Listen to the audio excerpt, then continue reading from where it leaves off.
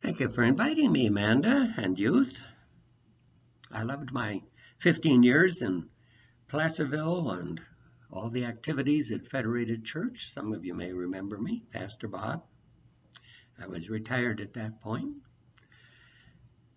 I want to tell you something about my experience in the South marching with Dr. Martin Luther King Jr. I had met him while I was still in college, and he had just finished the Montgomery bus boycott, which gave African American citizens the right to sit wherever they wanted to sit in the buses of the city of Montgomery. He decided that the next most important thing to address nationwide was voter rights. Throughout the South, especially in Alabama and Mississippi, Black Americans were prevented, discouraged, found it nearly impossible to register to vote. The states required a poll tax. You had to pay if you were black. And they devised a test which nobody could pass, and it was only administered to Black American citizens. In the county, next to the county where Selma is the county seat, Lowndes County, the officials, the white officials in the courthouse, which is where you had to go to register to vote, erected a gallows. You're familiar with that word? A scaffold from which they hung a noose. Lynching was not yet forbidden by law. So if a Black American showed up in Lowndes County to register to vote, the official would simply point a finger at that noose. It's pretty discouraging. The threats were very real. The obstacles were very real. In the county where Selma was the county seat, only 2% of the black citizens were registered to vote, which meant that everything was run by white people. So Martin Luther King chose the city of Selma to become sort of a symbol that all of America could look at and learn about and figure out what was going on. And as in most cases, if black citizens staged a demonstration or a march, they marched to the courthouse, and they'd already helped maybe 3 or 4 people figure out how to fill out the forms, how to actually do that. The officials would simply lock the courthouse doors. And so Dr. King led citizens in this manner to the courthouse in Selma, and the doors were locked. And he tried again, and the doors were locked. So he said, all right, we're gonna march all the way to Montgomery, which is the capital of the state of Alabama. It's about 50 miles away. And to get out of Selma, you have to cross a bridge, the Edmund Pettus Memorial Bridge. And when this group of black Americans, led by Dr. Martin Luther King, tried to cross the bridge, they were met by a group of armed sheriffs on horseback. The only thing you had to do to be a sheriff in Alabama at that time, or in that county, was you appeared before the elected sheriff and he pinned a badge on you. You were a sheriff for the afternoon. So these people in riot gear, these white people on horseback with heavy truncheons, police truncheons, attacked the group led by Dr. King across the bridge, injured several very seriously. John Lewis, who died just recently, suffered a fractured skull. They ran back for safety to the Browns Memorial African Methodist Episcopal Church. And Dr. King said, all right, in 2 weeks we're going to try this again. And he said that he'd like some support from white people who felt that this was an injustice. And the second march was turned back more peacefully. The marchers, led by Dr. King, knelt on the bridge, they prayed, and then they turned and walked peacefully back to the church. And 2 of the white ministers who had come from Boston to support Dr. King and the marchers, the people who wanted to vote, to register to vote. Well, I mean, they felt safe. Selma was very segregated. All the black people lived in what were called the projects, which were high-rise tenements in one section of town. They couldn't buy a house anywhere else, even if they had jobs and had a salary. So anyway, these two white ministers, the evening of that second attempted march, went downtown to eat at a restaurant.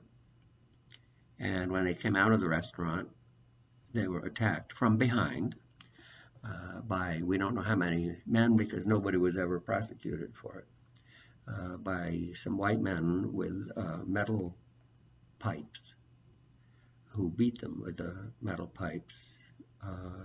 James Reeb was taken to the hospital where he died.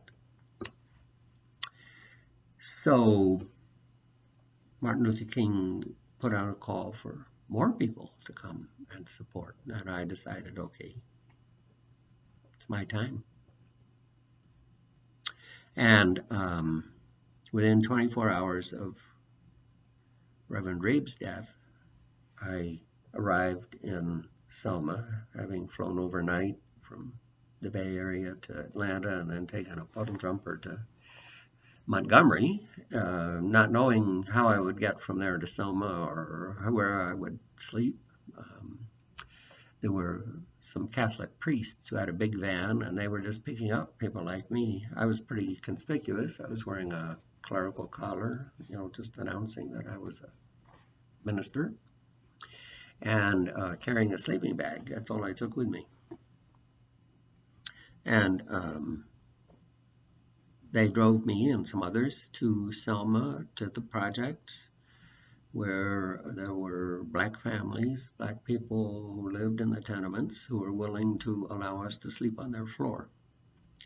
So this woman, middle-aged, still had some kids at home, took me up in the elevator and said, all right, you can roll out your sleeping bag here. And I said, well, I really want to call my wife and family and tell them that I'm safe and that I've arrived. And she said, please don't do that.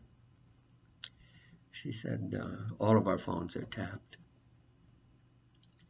And you can go home, but this is my home. I can't leave, and I'll lose my job.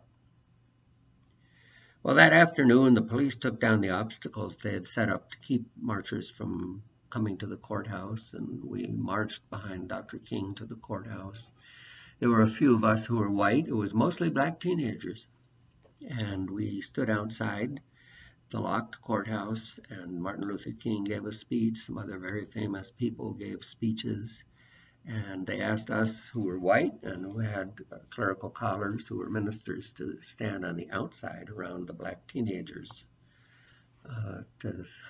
So we would get attacked first if we were attacked. And a large white mob gathered around us, so close, since I was in the back row, that I could feel their breath. I was spit on. I heard somebody whisper in my ear, we got Reverend Reeb last night. We'll find you. Very direct threats. And so what did we do? The group of marchers, we sang. We sang hymns, and we sang We Shall Overcome. And singing We Shall Overcome under those circumstances is not like singing in church. What an experience that was, to gain the power of what faith and action was capable of doing, and seeing the bravery of these teenagers who were willing to stand there and take the threats. So I stayed for 10 days, and we didn't know if there was going to be another march, but there were more people wanting another march. I mean, from all over the country. And so I helped with various organizational details as we tried to figure out how many toilets do you need if 10,000 people are marching out through the fields where there's no place to stop. And on the Sunday of the march from Selma to Montgomery, everybody, some estimates were 10,000 people. The President of the United States, Lyndon B. Johnson, had introduced a voter rights bill to the National Congress. At the end of his speech to Congress, he said, "We shall overcome." It was amazing to be in an almost entirely black neighborhood where everybody was standing outside listening to the radios, which they had loudspeakers up in the trees, to hear the President of the United States recite those words. It was a sea change. The morning of the march is, lining up 10,000 people. We were in rows of 8. I have no idea if I was in the middle or toward the end. There was a lot of people. We filled most of the streets of the city. And in rows of 8, there was a white minister on one end, and a white minister, in this case me, was on the other end, and the 6 people in between were black teenagers from Selma. The idea was that if the march was attacked, we would take the first blows. We'd been trained in nonviolence, how to fall to the ground and try to protect our head. They could break everything else, but hopefully they wouldn't break our head. The march that day went off remarkably smoothly. Only 300 people of the 10,000 were going to take the next 3 days through Lowndes County, where they had the gallows next to the desk where you registered to vote. And then the whole group of however many would regather in Montgomery at the end. So I marched out of Selma across the bridge. Nobody tried to stop us that time. People were lined up, white crowds all along. I mean, where I was marching was maybe 3 or 4 feet from people who were shouting insults and threats at us, occasionally trying to spit on us.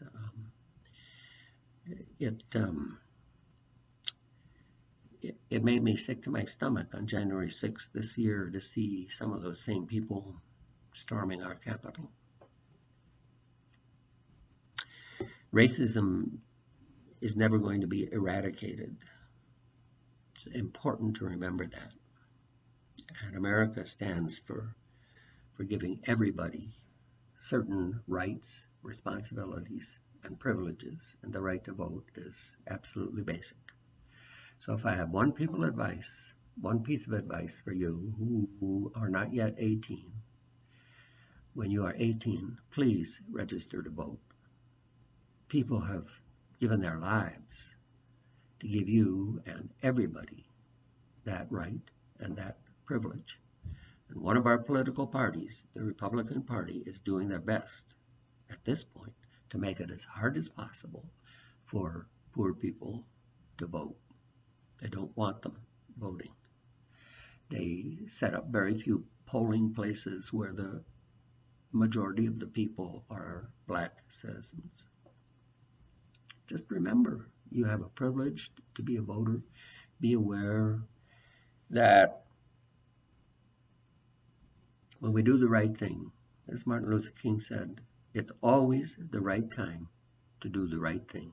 Because people kept telling me, oh, it's not the right time. You've got to stop. You've got to pare this down. He said, it's always the right time to do the right thing. So thank you for hearing me. I appreciate the privilege to relate that part of American history in which I was privileged to play a small part.